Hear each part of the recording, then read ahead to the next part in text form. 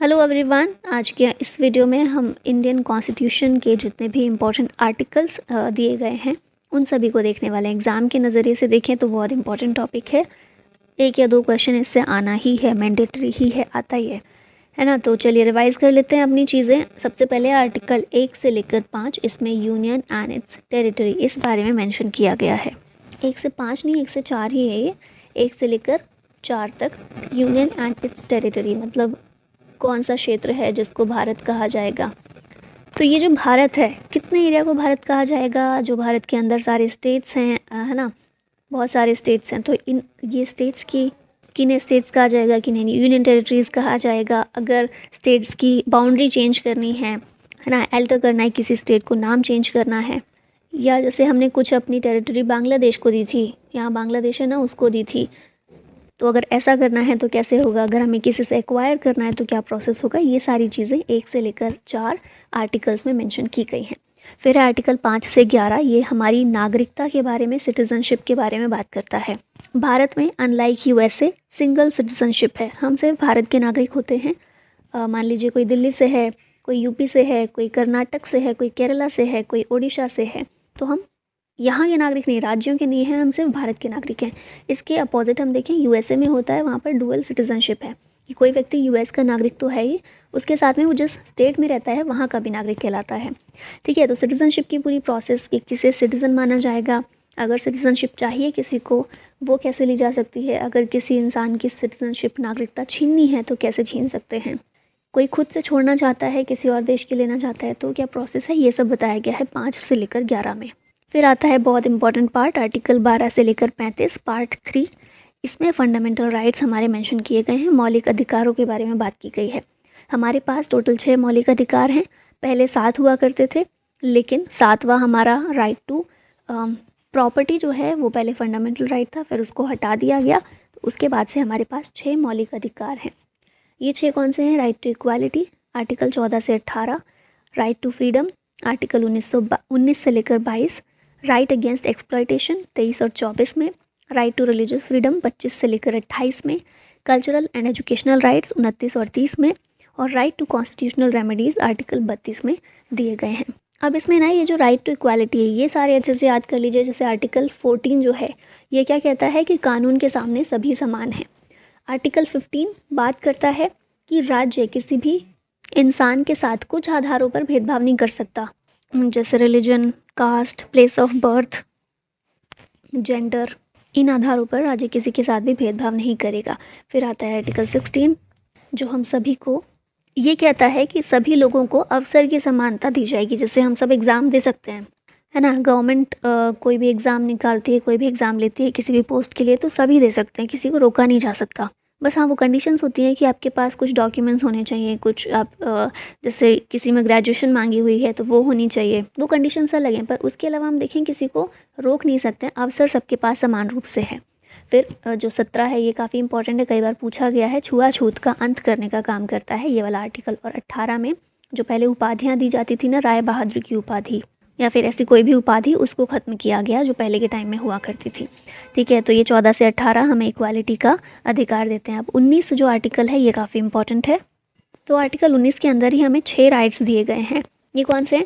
ये 19 में clause A B C D E और G, F जो था, F भी था, F को ख़त्म कर दिया गया, जो राइट टू प्रॉपर्टी है उससे रिलेटेड 19F और आर्टिकल 31 ये थे, इन दोनों को ही हटा के 300A में पहुँचा दिया गया 44th अमेंडमेंट के ज़रिए। ठीक है, अभी बचते कौन से? A B C D E और G।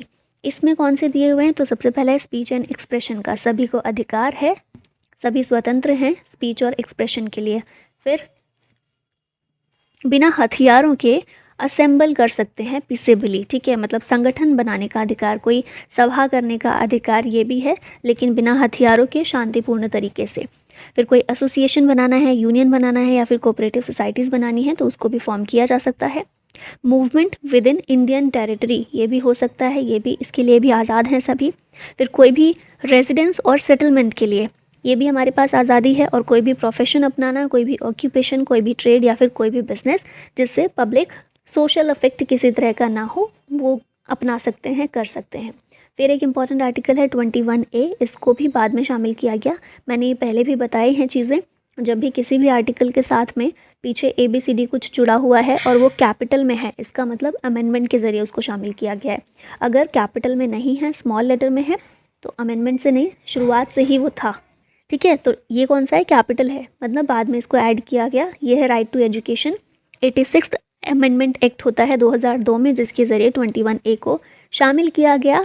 ये जो है पहले DPSP का पार्ट था आर्टिकल 45 के अंदर, और इसके तहत 6 से 14 साल के बच्चे जो हैं, और इसके तहत 6 से 14 साल तक के बच्चों के लिए free and compulsory education provide की गई है। ठीक है, ये हमारा मौलिक अधिकार बनाया गया है। पहले ये चीज़ DPSP का पार्ट थी। फिर है नेक्स्ट आर्टिकल 36 से 51 DPSP के बारे में ये दिए गए हैं, मतलब DPSP सारे इसमें दिए गए हैं। इन आर्टिकल्स में कुछ इंपॉर्टेंट यहाँ पे मेंशन किए गए हैं, जैसे 39A, ये इक्वल जस्टिस और फ्री लीगल एड प्रोवाइड करने के लिए दिया गया है। फिर 39D, equal pay for equal work for main and women, महिलाओं और पुरुषों के लिए equal pay for equal work, इसकी बात करता है।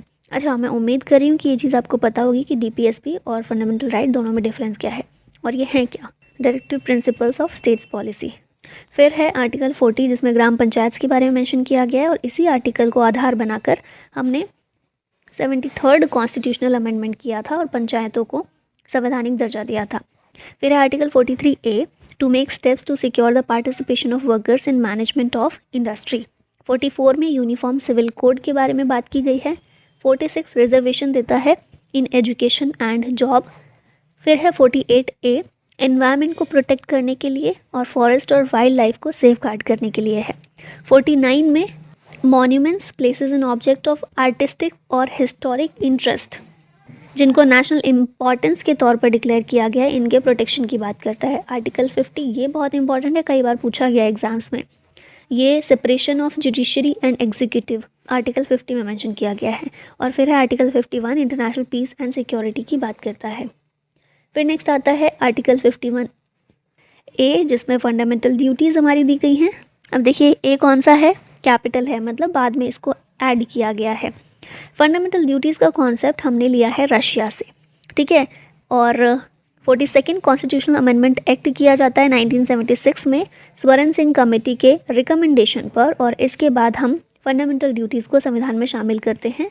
पार्ट 4A ऐड किया जाता है और आर्टिकल 51A ऐड किया जाता है। ओरिजिनली हमारे पास 10 ड्यूटीज़ थी, फिर बाद में 86th अमेंडमेंट होता है 2002 में, जिसमें 11वीं ड्यूटी को भी शामिल कर दिया जाता है। अब नेक्स्ट सेक्शन हमारा जो है, नेक्स्ट पार्ट जो है संविधान में, वो शुरू हो जाता है यूनियन एग्जीक्यूटिव का। तो यूनियन एग्जीक्यूटिव में कौन कौन होता है? President, vice president, prime minister, council of minister, attorney general of India, इन सभी को मिलाकर यूनियन एग्जीक्यूटिव कहा जाता है। पार्लियामेंट, पार्लियामेंट किसे कहते हैं? तो पार्लियामेंट के अंदर प्रेसिडेंट, राज्यसभा और लोकसभा आते हैं। ठीक है, प्रेसिडेंट पार्लियामेंट के सदस्य नहीं होते, मेंबर नहीं होते, लेकिन ये पार्ट हैं। ठीक है, ये चीज़ इंपॉर्टेंट है, पार्लियामेंट के अंदर प्रेसिडेंट भी आते हैं।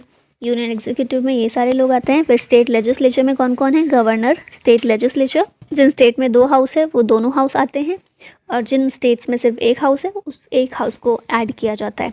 ठीक है, ये पार्ट है लेजिस्लेचर का।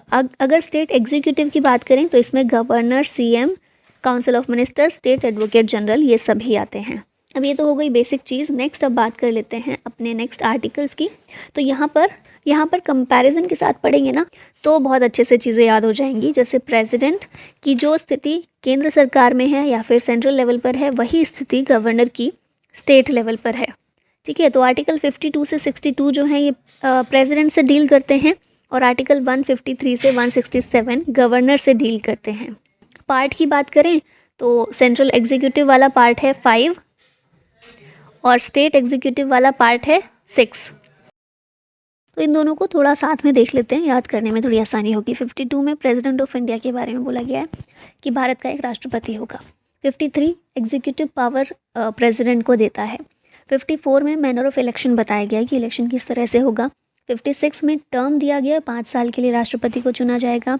57 में एलिजिबिलिटी फॉर री इलेक्शन, इसके बारे में बात की गई। 58 क्वालिफिकेशन बताता है कि 35 साल का कोई भी व्यक्ति राष्ट्रपति बन सकता है, भारत का नागरिक होना चाहिए वो, और लोकसभा का मेंबर बनने के लिए एलिजिबल होना चाहिए। 59 में कंडीशन ऑफ ऑफिस दी गई है। 60 में ओथ और अफर्मेशन के बारे में बात की गई है। प्रेसिडेंट को ओथ कौन दिलाता है? CJI या फिर सीनियर मोस्ट जज of supreme court. Article 61 impeachment की प्रोसेस के बारे में है और 62 वैकेंसी की बात करता है। ठीक है, मतलब जब पद खाली हो जाएगा तो इलेक्शन किस तरह से क्या होगा। फिर गवर्नर पर आ जाए हम तो 153 गवर्नर के बारे में बात करता है, 154 एग्जीक्यूटिव पावर बताता है गवर्नर की, 155 अपॉइंटमेंट के बारे में बात करता है, गवर्नर को प्रेसिडेंट अपॉइंट करते हैं। 156 टर्म के बारे में बात करता है। वैसे तो आमतौर पर गवर्नर 5 साल के लिए अपॉइंट किए जाते हैं, लेकिन टर्म कोई स्पेसिफिक नहीं बोली हुई है संविधान में। ठीक है, ये चीज़ याद रखिएगा। संविधान में बोला गया है कि गवर्नर अपने पद पर राष्ट्रपति के प्रसाद पर्यंत रहता है, जब तक राष्ट्रपति चाहेंगे तब तक कोई गवर्नर रहेगा गवर्नर बन के। 157 क्वालिफिकेशन के बारे में है, 158 कंडीशन के बारे में है, 159 ओथ और अफर्मेशन के बारे में है, 160 discharge of governors function, 161 pardoning power दी गई है गवर्नर की, क्षमादान की शक्ति। गवर्नर को ओथ कौन दिलाता है? Administered by chief justice of concern state high court. High court के चीफ जस्टिस ओथ दिलाते हैं राज्यपाल को। अब आ जाते हैं सेंटर और स्टेट पर। तो केंद्र में सबसे पहले आर्टिकल 71 आता है, जो कि बात करता है dispute related to election of president और वाइस प्रेसिडेंट। डिस्प्यूट अगर होगा तो किस तरह से सुलझाया जाएगा।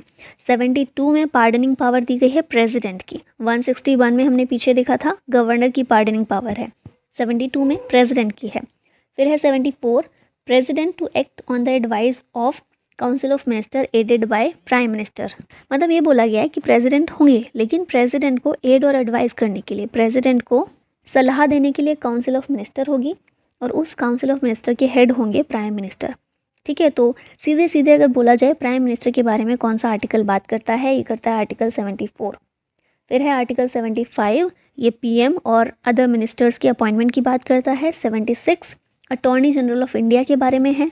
78 प्राइम मिनिस्टर की ड्यूटी बताता है, कर्तव्य बताता है। प्राइम मिनिस्टर का कर्तव्य है कि जो भी इंफॉर्मेशन है, कानून बनाए जा रहे हैं, जो फैसले लिए जा रहे हैं, वो सारी इन्फॉर्मेशन वो प्रेसिडेंट को प्रोवाइड करें।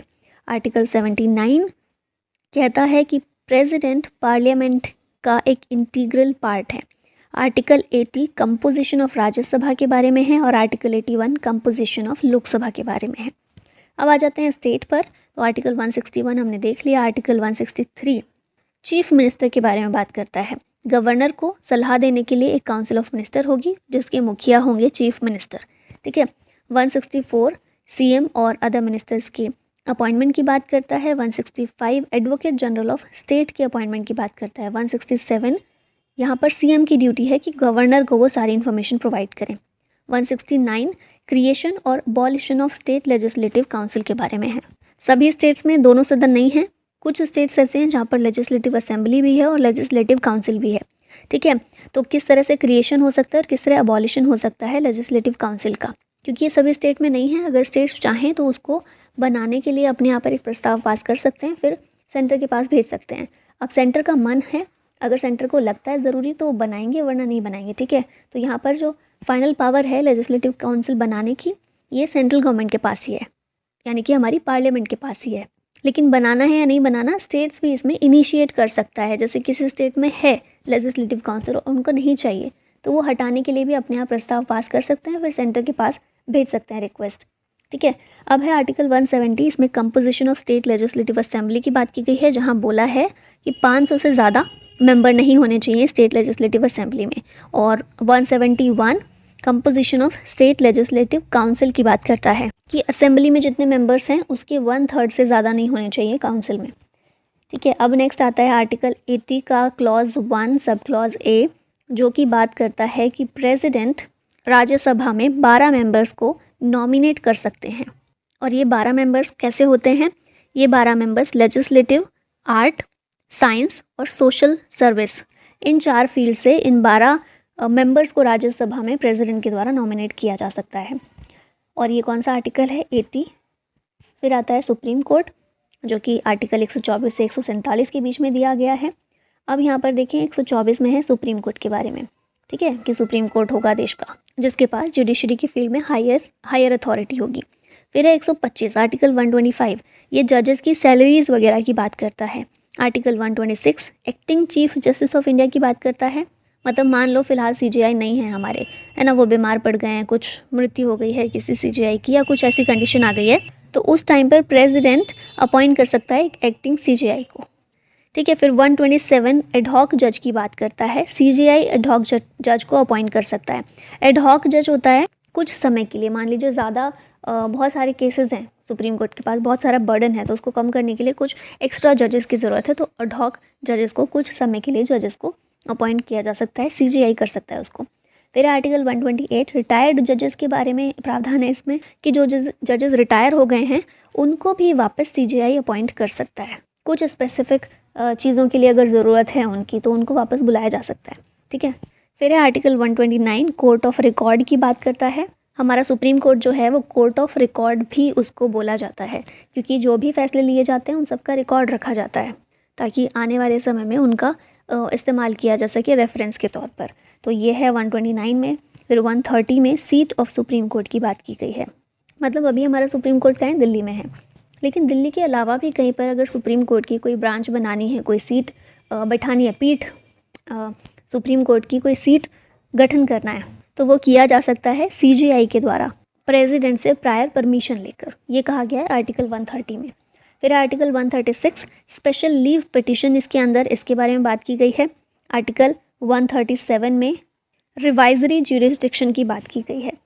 सुप्रीम कोर्ट अपने फैसलों को रिवाइज भी कर सकता है ना, ये पावर भी उसके पास में है। आर्टिकल 32 और 139 दोनों ही रिट ज्यूरिसडिक्शन के बारे में है। आर्टिकल 32 हमारा फंडामेंटल राइट है ना, तो फंडामेंटल राइट के लिए रिट जारी करवाई जा सकती है सुप्रीम कोर्ट से, तो ये 32 रिट के बारे में है और 139 भी है। ठीक है, फिर है आर्टिकल 142। आर्टिकल 142 बहुत इंपॉर्टेंट है, ये आर्टिकल भी कंप्लीट जस्टिस की बात करता है, और ये पावर जो है ना सुप्रीम कोर्ट की डिस्क्रिशनरी पावर है।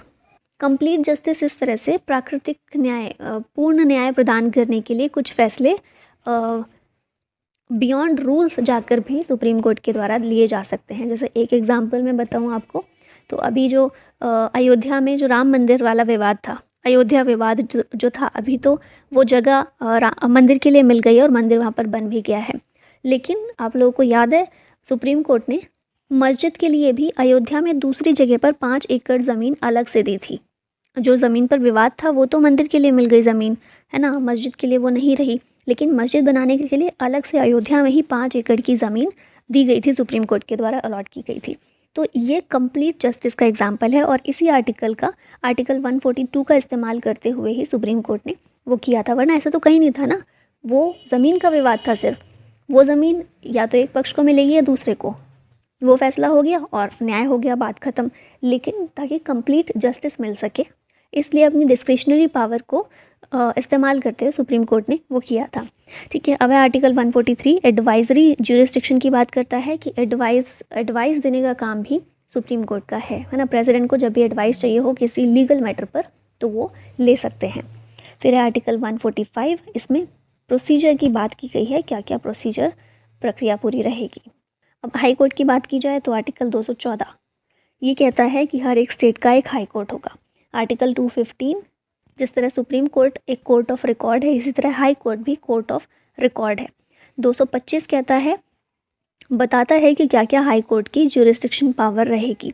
रिट पावर हाई कोर्ट की 226 में है। ठीक है, और एक चीज़ याद रखिएगा, सुप्रीम कोर्ट और हाई कोर्ट दोनों के पास ही रिट इशू करने की पावर है। सुप्रीम कोर्ट के पास 32, हाई कोर्ट के पास 226, लेकिन सुप्रीम कोर्ट सिर्फ फंडामेंटल राइट्स के खिलाफ रिट जारी कर सकता है।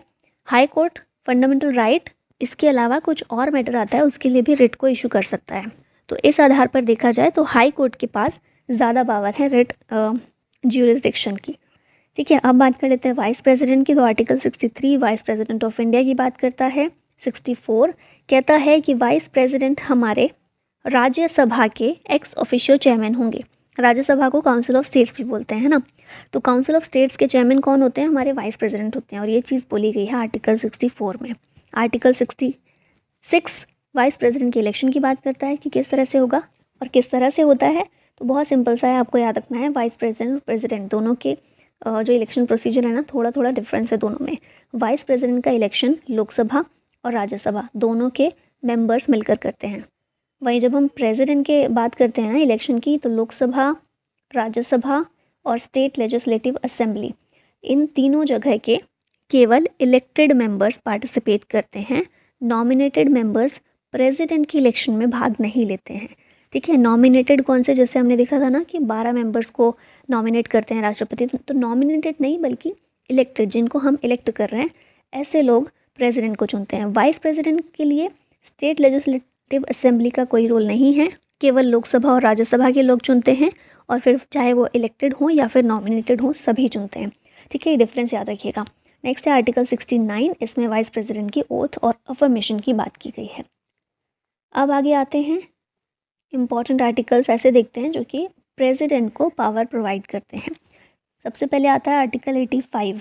पार्लियामेंट के सेशन होते हैं, 3 सेशन होते हैं, BMW, budget session, monsoon session और विंटर सेशन। अभी विंटर सेशन है ना। तो ये जो 3 सेशन हैं, इन सेशन के लिए समन या फिर प्रोरोग या फिर पूरी लोकसभा का ही डिसोल्यूशन करना है, तो इसके लिए प्रेसिडेंट के पास पावर है 85 के तहत। Article 86, right of president to send message to the house, ये दी गई है। आर्टिकल 87 में बोला गया है कि जॉइंट सिटिंग जो पार्लियामेंट की होगी उसमें स्पेशल एड्रेस प्रेसिडेंट कर सकते हैं। फिर 103 में बोला गया है power to disqualify members of parliament on the advice of election commission. Election commission अगर एडवाइस करता है कि पार्लियामेंट के कोई मेंबर को डिसक्वालीफाई करना है तो वो राष्ट्रपति कर सकते हैं। फिर है आर्टिकल 108, इसमें जॉइंट सिटिंग की पावर के बारे में बताया गया है। मतलब लोकसभा और राज्यसभा किसी भी फैसले पर एकमत नहीं हो पा रहे हैं, किसी बिल को पास करने के लिए कोई फैसला नहीं आ पा रहा है, तो ऐसे में राष्ट्रपति जॉइंट सिटिंग बुला सकते हैं दोनों हाउस की। ठीक है, दोनों हाउस आकर एक साथ बैठेंगे, फिर उस पर वोटिंग होगी और जो भी होगा फैसला वो फाइनल होगा। फिर आर्टिकल 109 ये कहता है कि मनी बिल इंट्रोड्यूस करने से पहले प्रायर परमिशन की ज़रूरत है प्रेसिडेंट की। ठीक है, प्रायर परमिशन मतलब इंट्रोड्यूस जब किया जा रहा है उससे पहले प्रेसिडेंट की परमिशन लेनी है, परमिशन लेने के बाद ही इंट्रोड्यूस किया जाएगा मनी बिल। ठीक है, 109 में ये बोला गया। मनी बिल की डेफिनेशन 110 में दी गई है। ठीक है, कि मनी बिल होता क्या, धन विधेयक क्या है, और धन विधेयक के लिए लोकसभा के पास ही पावर है, राज्यसभा के पास कोई पावर नहीं है। राज्यसभा सिर्फ 14 दिन तक उस बिल को अपने पास रख सकती है, 14 दिन के बाद राज्यसभा पास करे या ना करे उसको पास माना जाता है। ठीक है, और क्योंकि प्रेसिडेंट प्रायर परमिशन देते हैं, पहले से ही परमिशन देते हैं, इसलिए प्रेसिडेंट को भी बाद में जब पास होकर प्रेसिडेंट के पास जाता है साइन होने के लिए तो उनको परमिशन देनी ही होती है। ठीक है, अब नेक्स्ट आता है आर्टिकल 111। जो बिल्स आते हैं ना, बिल्स जो पास हो जाते हैं लोकसभा राज्यसभा दोनों जगह से, तो उसके बाद लास्ट में प्रेसिडेंट के साइन उसमें चाहिए होते हैं, तब जाके वो कानून बनता है। तो ये जो असेंट बिल को देते हैं लास्ट, उस बारे में है। फिर आर्टिकल 112 ये बजट के बारे में बात करता है। बजट शब्द संविधान में कहीं भी नहीं है, बजट को एनुअल फाइनेंशियल स्टेटमेंट बोला गया है। ठीक है, और बजट की प्रेजेंटेशन को देखना प्रेसिडेंट की रिस्पॉन्सिबिलिटी है, ये बोला गया 112 में। फिर है 1, 2, 3 ordinance making power of president, बहुत इंपॉर्टेंट पावर है ये प्रेसिडेंट की। ऑर्डिनेंस को अध्यादेश भी बोलते हैं। तो जब भी ऐसा है कि पार्लियामेंट का कोई सेशन नहीं हो रहा है और बहुत इंपॉर्टेंट इशू कोई आ गया है जिस पर कानून बनाने की सख्त ज़रूरत है, अब पार्लियामेंट का सेशन नहीं चल रहा है तो कानून कौन बनाए, पार्लियामेंट का काम ही है कानून बनाना, तो कौन बनाएगा, तो ऐसे में प्रेसिडेंट को दी गई है कि अगर ऐसा कोई पब्लिक इशू आ जाता है, पब्लिक मैटर कोई आ जाता है जिस पर बहुत जल्दी में कानून बनाने की ज़रूरत है, तो प्रेसिडेंट उस समय अध्यादेश ऑर्डिनेंस जारी कर सकते हैं। लेकिन ये ऑर्डिनेंस की जो लाइफ टाइम इसका होगा ये सिर्फ 6 महीने तक होगा, क्योंकि 6 महीने से ज़्यादा का गैप पार्लियामेंट के सेशन में नहीं होता है ना। संविधान में ये जैसे 3 सेशन मैंने अभी बताए थे, BMW 3 सेशन होते हैं, लेकिन संविधान में ये नहीं बोला गया है कि 3 सेशन होने। संविधान में सिर्फ इतना बोला गया है कि पार्लियामेंट के 2 सेशन के बीच 6 महीने से ज़्यादा का गैप नहीं होना चाहिए, मतलब साल में 2 सेशन तो होने ही होने चाहिए। तो जब 6 महीने से ज़्यादा का गैप नहीं है तो ऑर्डिनेंस 6 महीने के लिए होगा। 6 महीने बाद जब पार्लियामेंट वापस सेशन में आएगी तो इस ऑर्डिनेंस पर वो विचार करेगी। अगर पार्लियामेंट को लगेगा कि ये ऑर्डिनेंस सही है, ये कानून बने रहना चाहिए, तो वो पास कर देंगे। अगर उनको लगेगा कि सही नहीं है तो वो ख़त्म कर देंगे। और पार्लियामेंट को इस ऑर्डिनेंस पर विचार करने के लिए 6 हफ्ते का टाइम मिलता है। तो अगर बोला जाए कि ओवरऑल ऑर्डिनेंस का लाइफ टाइम कितना होता है, 6 महीने 6 वीक। ठीक है, 6 मंथ 6 वीक का टाइम होता है ऑर्डिनेंस का। उसके बाद या तो वो पास करना होता है पार्लियामेंट को या फिर ख़त्म करना होता है। अब आगे है 124 124 सुप्रीम कोर्ट के जजेस की अपॉइंटमेंट और रिमूवल की बात करता है, और ये पावर किसके पास है, प्रेसिडेंट के पास है। 143 143 ये बोलता है कि सुप्रीम कोर्ट से प्रेसिडेंट जब चाहें एडवाइस मांग सकते हैं, सलाह मांग सकते हैं लीगल मैटर्स पर। फिर article 148 controller and auditor general CAG की बात करता है और कैग को कौन अपॉइंट करता है? प्रेसिडेंट करता है। फिर 155 है जो कि गवर्नर के अपॉइंटमेंट की शक्ति देता है प्रेसिडेंट को। Article 201 veto over state bill, ये पावर भी इम्पॉर्टेंट है। स्टेट असेंबली में जब कोई बिल लाया जाता है, पास किया जाता है, तो उसमें भी लास्ट की प्रोसीजर यही है कि गवर्नर के पास भेजा जाता है। गवर्नर को फाइनल असेंट अपना देना होता है उस बिल को, गवर्नर उस पर साइन कर देते हैं तो वो कानून बन जाता है। तो गवर्नर के पास भी ना वहाँ कई सारे ऑप्शंस होते हैं। एक तो ये कि वो साइन कर दें और वो बिल कानून बन जाएगा। दूसरा ऑप्शन है कि वो साइन ना करें। फिर एक और ऑप्शन है गवर्नर के पास कि वो अपने पास रख लें प्रेसिडेंट के लिए। ठीक है, मतलब वो कुछ ना करे उस पर, वो प्रेसिडेंट के पास सीधे भेज दें कि मैं कुछ नहीं इसमें कर रहा हूँ, प्रेसिडेंट देखेंगे। तो प्रेसिडेंट को ये पावर आर्टिकल 201 में दी गई है। ठीक है, वीटो ओवर स्टेट बिल। फिर है 217 अपॉइंटमेंट एंड रिमूवल ऑफ जजेस of high court. High court के जजेस को अपॉइंट करना या हटाना, ये पावर दी गई है प्रेसिडेंट को इसमें। फिर आगे आता है आर्टिकल 263 इंटर स्टेट काउंसिल के इस्टेब्लिशमेंट के बारे में ये है। और आर्टिकल 262 रिवर डिस्प्यूट के लिए जो काउंसिल बनाई जाती है ना, उसके बारे में है। 280 फाइनेंस कमीशन के बारे में है, इसका गठन भी राष्ट्रपति ही करते हैं। 315 यूपीएससी के चेयरमैन और मेंबर्स के अपॉइंटमेंट के बारे में है, ये भी प्रेसिडेंट करते हैं। 324 में इलेक्शन कमीशन है। 326 वोटिंग राइट्स के बारे में है। और आर्टिकल 243 के जो है स्टेट इलेक्शन कमीशन की बात करता है। स्टेट इलेक्शन कमीशन पहले नहीं था, बाद में इसको पंचायत और नगर पालिका म्यूनिसिपैलिटी वाली चीज़ें जोड़ी गई ना 73rd और 74th अमेंडमेंट में, उस टाइम पर स्टेट इलेक्शन कमीशन के गठन की बात की गई संविधान में। फिर है 361 इम्यूनिटीज़ अवेलेबल टू प्रेसिडेंट। क्या क्या इम्यूनिटी दी गई है प्रेसिडेंट को, इसके बारे में बात की गई है। अब नेक्स्ट आते हैं आर्टिकल 200। ये मैंने पीछे बात बताई थी ना, governor reserves a bill for the consideration of president. President के कंसिडरेशन के लिए गवर्नर कोई बिल को रिजर्व कर लेता है खुद असेंट ना देकर। तो वो 200 में बोला गया और 201 में प्रेसिडेंट की पावर दी गई है कि वो जो चाहें उस बिल के साथ कर सकते हैं। ठीक है, फिर 266 जो है 266 कंसोलिडेटेड फंड ऑफ इंडिया के बारे में है। 267 कंटिजेंसी फंड ऑफ इंडिया के बारे में है। आर्टिकल 275 ये इम्पॉर्टेंट है, ये बोलता है कि यूनियन गवर्नमेंट जो है ये कुछ स्टेट्स को ग्रांट दे सकती है। ठीक है, 279A जीएसटी काउंसिल के बारे में बात करता है। 101st अमेंडमेंट के ज़रिए जीएसटी शामिल किया गया ना, इसके बारे में बात करता है। 279A जीएसटी काउंसिल की बात करता है।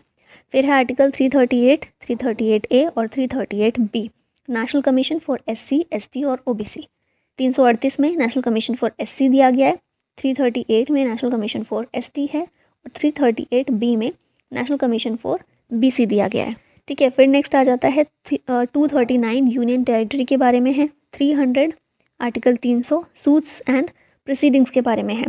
300A हमारा राइट टू प्रॉपर्टी, पहले फंडामेंटल राइट था, बाद में इसको यहाँ ले आए। 370 जम्मू कश्मीर के बारे में है, लेकिन इसको अभी रिपील कर दिया गया। 371 कुछ और स्टेट्स को कुछ स्पेशल कैटेगरी में डालता है। फिर आता है 351 टू प्रमोट। 351 हिंदी लैंग्वेज को प्रमोट करने का काम करता है। 368 कॉन्स्टिट्यूशन में अमेंडमेंट करने की प्रोसीजर बताता है। अब आता है नेक्स्ट इंपॉर्टेंट चीज़ पर, इमरजेंसी प्रोविजन। संविधान में 3 तरह की इमरजेंसी दी गई है। नेशनल इमरजेंसी, स्टेट इमरजेंसी जिसे प्रेसिडेंट्स रूल भी बोलते हैं, और financial emergency. National emergency article 352 में, प्रेसिडेंट्स रूल आर्टिकल 356 में और फाइनेंशियल इमरजेंसी आर्टिकल 360 में। फाइनेंशियल इमरजेंसी अभी तक एक बार भी नहीं लगी है, नेशनल इमरजेंसी लग चुकी है और प्रेसिडेंट्स रूल भी बहुत बार लग चुका है और लगता रहता है। नेशनल इमरजेंसी लगाने के लिए 3 आधार हैं, वॉर, एक्सटर्नल एग्रेशन या फिर आर्म्ड रेबेलियन। पहले आर्म्ड रेबेलियन शब्द नहीं था, इसकी जगह पर इंटरनल डिस्टर्बेंस दिया हुआ था और इसी इंटरनल डिस्टर्बेंस का इस्तेमाल करते हुए इंदिरा गांधी ने इमरजेंसी लगाई थी। तो ये क्लियर पिक्चर नहीं देता था कि किस तरह की डिस्टर्बेंस, इसीलिए 44वां संशोधन हुआ 1978 में, उसके ज़रिए आर्म्ड रेबेलियन शब्द को डाला गया, इंटरनल डिस्टर्बेंस को हटा दिया गया। ठीक है, फिर प्रेसिडेंट्स रूल लगता रहता है और एक तरह से इसको कॉन्स्टिट्यूशनल फेलियर माना जाता है, ज़्यादातर जिस तरह से इसका गलत इस्तेमाल किया जाता रहा है। ठीक है, फाइनेंशियल इमरजेंसी मैंने बता दिया, अभी तक नहीं लगा है। फिर कुछ आर्टिकल्स आते हैं इंपॉर्टेंट हैं। आर्टिकल 355 ये कहता है कि ये यूनियन गवर्नमेंट की ड्यूटी होनी चाहिए to protect every state from external and internal disturbance, और इसी को इंश्योर करने के लिए इमरजेंसी स्टेट्स में लगाई जा सकती है। आर्टिकल 358 ये अबॉलिशन ऑफ आर्टिकल 19 इससे रिलेटेड है। मतलब आर्टिकल 19 हमारा क्या है, स्वतंत्रता का अधिकार है, तो इसके अबॉलिशन से संबंधित है आर्टिकल 358, क्योंकि आपको पता होना चाहिए इमरजेंसी में हमारे अधिकार भी निलंबित किए जा सकते हैं और इमरजेंसी के टाइम पर हम अपने अधिकारों को वापस पाने के लिए कोर्ट के पास नहीं जा सकते। ठीक है, तो ये एक और चीज़ याद रखिएगा, ये जो दो आर्टिकल हैं 358, 359, 358, 359, ये दोनों ही हमारे फंडामेंटल राइट के अबॉलिशन की बात करते हैं इमरजेंसी के टाइम पर। तो एक अधिकार हमारा आर्टिकल 19 ऐसा है जो इमरजेंसी लगते ही ख़त्म हो जाता है। ठीक है, जब तक इमरजेंसी रहेगी तब तक ये अधिकार हमारा ख़त्म है। बाकी अधिकार 359 के अंदर आते हैं और सारे बाकी के अधिकार अपने आप ख़त्म नहीं होते, उनको प्रेसिडेंट के द्वारा किया जाता है। मतलब प्रेसिडेंट चाहे तो सारे अधिकारों को निलंबित कर सकते हैं या फिर कुछ एक दो अधिकारों को, लेकिन इमरजेंसी के टाइम पर भी आर्टिकल 20 और 21 इनको अबॉलिश नहीं किया जा सकता किसी भी कंडीशन में, क्योंकि 20 क्या है, हमारा जीवन का अधिकार है, तो जीवन का अधिकार नहीं छीन सकता ना। इमरजेंसी लगी है इसका मतलब ये नहीं कि कोई भी सरकार नागरिकों को मार डाले, ये नहीं हो सकता है ना। फिर है 365, ये कहता है कि कोई भी स्टेट अगर फेल होता है to comply with the direction given by union in exercise of its executive power, मतलब यूनियन गवर्नमेंट के द्वारा, जो हमारी सेंट्रल गवर्नमेंट है उसके द्वारा कोई डायरेक्शन दिए गए हैं सभी स्टेट्स को कि सारे स्टेट्स को इस तरह से काम करना है, ये चीज़ करनी है लागू अपने यहाँ पे, और स्टेट ऐसे में फेल हो जाते हैं वो करने में या फिर नहीं करते हैं, तो फिर वहाँ पर इमरजेंसी लगाई जा सकती है। ठीक है, अब नेक्स्ट आते हैं, हमारे यहाँ पर 3 लिस्ट हैं, यूनियन लिस्ट है, फिर स्टेट लिस्ट है और एक है कनकरेंट लिस्ट। यूनियन लिस्ट के जो भी टॉपिक हैं उन पर यूनियन गवर्नमेंट कानून बनाएगी, स्टेट लिस्ट के टॉपिक पर स्टेट गवर्नमेंट कानून बनाएगी, कनकरेंट पर ये दोनों बना सकते हैं, है ना। लेकिन ऐसी कंडीशन भी आती है जब स्टेट लिस्ट के टॉपिक पर भी यूनियन गवर्नमेंट कानून बना सकती है, मतलब यूनियन गवर्नमेंट को थोड़ी ज़्यादा पावर दे दी गई है कुछ मामलों में।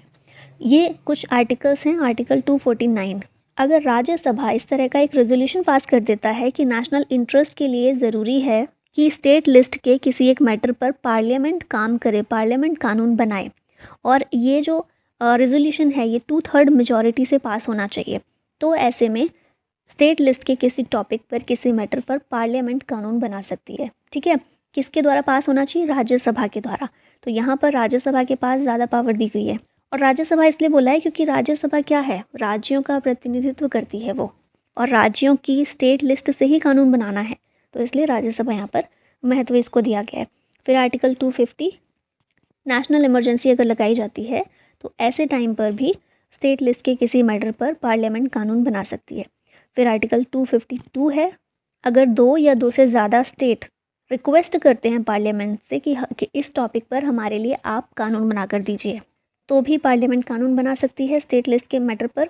और 253, इसमें क्या बोला गया है, अगर पार्लियामेंट को कोई भी इंटरनेशनल ट्रीटी या एग्रीमेंट पूरा करना है, उसको इम्प्लीमेंट करना है, तो उसके लिए स्टेट की कंसेंट के बिना भी, मतलब स्टेट से परमिशन लेने की ज़रूरत नहीं है, स्टेट की परमिशन के बिना भी वो कानून बना सकती है पार्लियामेंट उस मैटर पर, स्टेट लिस्ट के मैटर पर। ठीक है, तो यहाँ पर ये कंप्लीट होता है ये भी, और हमारे जितने भी इंपॉर्टेंट आर्टिकल हैं हमने देख लिए हैं। अब यहाँ पर कुछ क्वेश्चन देख लेते हैं। तो पहला क्वेश्चन आता है हमारा, there were originally how many articles in the constitution of India, originally कितने आर्टिकल्स थे हमारे कॉन्स्टिट्यूशन में, 395 थे। 26 जनवरी 1950 जब हमारा कॉन्स्टिट्यूशन अडॉप्ट किया गया, उस समय पर एक प्रियम्बल, 22 पार्ट्स थे संविधान के, 395 आर्टिकल्स और 8 शेड्यूल। अभी ये बढ़कर कितने हो गए हैं, प्रियम्बल अभी भी वही है, प्रियम्बल एक ही होगी, 22 पार्ट से 25 हो गए हैं पार्ट्स, है ना, 3 और बढ़ गए हैं। आर्टिकल्स 395 थे, अभी देखें तो 450 प्लस हो गए हैं, और 8 शेड्यूल थे जो अब बढ़कर 22 हो चुके हैं। नेक्स्ट क्वेश्चन है, the right to move freely throughout the territory of India comes under which article of the Indian constitution. देखा था आर्टिकल 19 के अंदर ये अधिकार हमारा आता है कि स्वतंत्र रूप से कहीं भी हम घूम सकते हैं। फिर नेक्स्ट क्वेश्चन है, which of the Indian constitutions given article has the right to privacy been incorporated as fundamental right. Right to privacy कौन से आर्टिकल के अंदर फंडामेंटल राइट बताया गया है, तो आर्टिकल 21 के अंदर राइट टू प्राइवेसी को फंडामेंटल राइट का दर्जा दिया गया है। Which article of the Indian Constitution states the directive principle of state policy DPSP on promotion of international peace and security? International peace और सिक्योरिटी के बारे में हमारा लास्ट DPSP जो है 51 वो बात करता है, तो ऑप्शन बी यहाँ पर करेक्ट हो जाएगा। फिर आता है question, which of the given articles of the Indian constitution empowers the president to grant pardons to any person? President की जो क्षमादान की शक्ति है वो कहाँ दी गई है? आर्टिकल 72 के तहत दी गई है। फिर अगला क्वेश्चन है, which of the given articles of the Indian constitution is regarded the duties of the chief minister with respect to the furnishing of information to the governor? पीछे बताया था मैंने, पीएम की ड्यूटी है कि वो प्रेसिडेंट को इंफॉर्मेशन सारी प्रोवाइड करें, इसी तरह सीएम की ड्यूटी है कि वो गवर्नर को इंफॉर्मेशन प्रोवाइड करें। तो ये वाली कौन से आर्टिकल के तहत आती है? Article 167 167। Which article of the Indian constitution deals with the imposition of president's rule? Presidents rule किस में दिया गया? 356 में। फिर अगला क्वेश्चन आता है, which of the given articles of the Indian constitution mentions the provision of council of minister for aid and advice of the president of India? जब भी एड और एडवाइस की बात आती है तो आर्टिकल 74 आ जाता है। ठीक है, प्राइम मिनिस्टर के बारे में इसी में बात की गई है। Which of the given article of the Indian Constitution deals with National Commission for Scheduled Caste? SCs के लिए नेशनल कमीशन कौन सा है? आर्टिकल 338 है। 338A STs के लिए नेशनल कमीशन है और 338B ये है बैकवर्ड क्लासेस के लिए national commission. Which of the given article of Indian Constitution the provision of Election Commission is mentioned? Election commission का मेंशन किया गया आर्टिकल 324 के तहत। फिर नेक्स्ट है, प्रेसिडेंट के बारे में कौन सा आर्टिकल है? आर्टिकल 52 है। कौन सा आर्टिकल ऐसा है जिसे डॉक्टर BR अम्बेडकर ने heart and soul of Indian constitution कहा? ये है आर्टिकल 32। ऑल इंडिया सर्विसेज ये कहाँ मेंशन की गई है? आर्टिकल 312 में। ठीक है, और सिविल सर्वेंट्स को जो कॉन्स्टिट्यूशनल सेफ गार्ड अवेलेबल हैं वो इंश्योर किए गए हैं आर्टिकल 311 के तहत। 312 में ऑल इंडिया सर्विसेज की बात की गई है, मेंशन किया गया इनको। Under which article of the Indian constitution has the state been empowered to protect and improve the environment, forest and wild life? ये है आर्टिकल 48A के तहत एनवायरमेंट को प्रोटेक्ट करने के लिए DPSP है ये एक। फिर आता है next question, article 359 of the constitution of India deals with which one of the following? तो अगर हम देखें सारे option, declaration of financial emergency किस में है? 361 में है। Promulgation of president's rule in a state, president's rules किस में है? 356 में है। फिर है suspension of the enforcement of fundamental rights except a few during emergency. Rights के लिए इमरजेंसी के टाइम पर फंडामेंटल राइट्स को अबॉलिश कर दिया जाता है। कौन से दो आर्टिकल्स थे? 358 और 359। 358 19 को अबॉलिश करता है, 359 20 और 21 को छोड़कर बाकी सबको अबॉलिश करता है।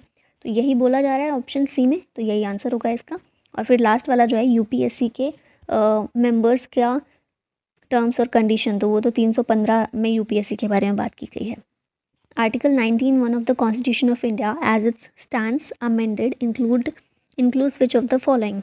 क्या क्या आता है 19 के अंदर? हमने देखा ना, freedom of speech and expression बिल्कुल है, assemble peaceably and without arms ये भी है, to acquire and dispose property ये हुआ करता था, अब नहीं है, F के अंदर था ये, 9F के अंदर, अब नहीं है, to move freely throughout the territory of India ये भी है। तो 1, 2 और 4 इसका आंसर होगा option D. Which one of the following statements is not correct with respect to article 32 of the constitution of India? 32 के बारे में कौन सा करेक्ट नहीं है? It provides remedies to citizens for the enforcement of fundamental right. Article 32 यही है, अगर हमारा फंडामेंटल राइट का हनन हो रहा है तो हम उसको इम्पोज करवाने के लिए जा सकते हैं, है ना। फिर है it is a part of fundamental right, फिर है it is a part of fundamental right, तो ऑफकोर्स ये फंडामेंटल राइट है।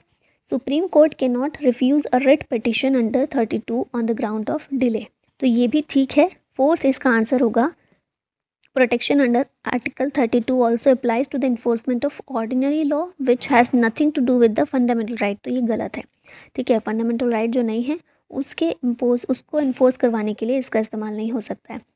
Protection under article 32 applies only to the fundamental rights as provided by the constitution.